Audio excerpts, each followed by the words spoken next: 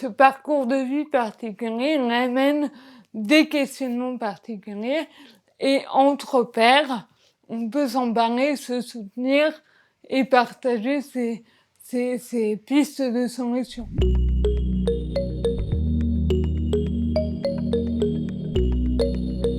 Donc, je suis Julia Boivin, chargée de mission dans l'association Odinéo, qui est une association qui gère des établissements médico-sociaux pour personnes avec handicap neuromoteur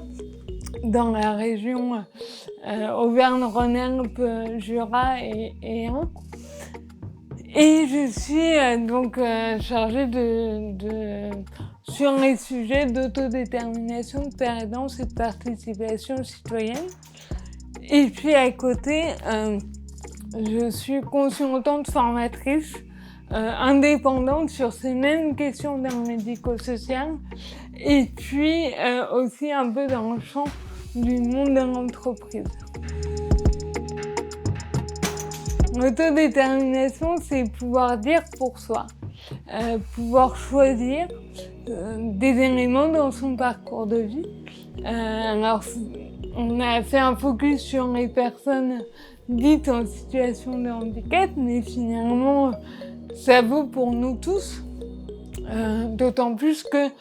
c'est un mouvement qui a une responsabilité collective et partagée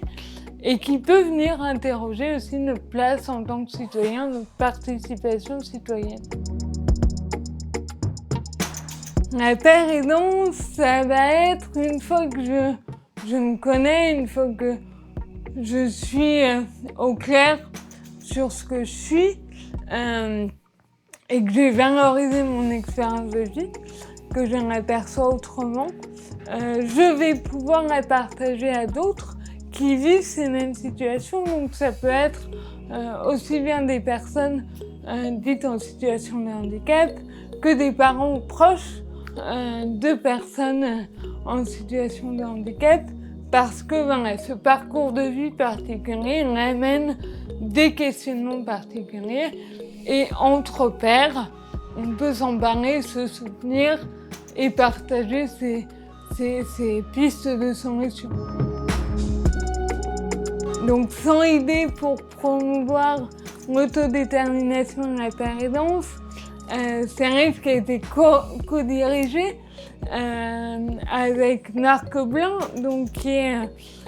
mon collègue sur les formations à l'autodétermination, qui lui est ex-directeur d'un établissement médico-social et qui maintenant est maître de conférence à l'INSHEA à Suresnes, maître de conférence associé, et puis qui est formateur aussi en autodétermination, formateur de formateurs. Donc on a décidé c'est né de notre rencontre finalement, de nos deux parcours de vie aussi, et on s'est dit qu'il y avait pas assez d'ouvrages sur ces deux concepts, et donc on a apporté notre pierre à l'édifice. Alors 47 auteurs, c'est vrai que ça paraît énorme, et c'est énorme, mais ça nous paraissait très important à Marc et à moi d'avoir cette réflexion co-construite sur ces notions, d'avoir des chercheurs, des personnes accompagnées, des professionnels de terrain, des parents et des proches,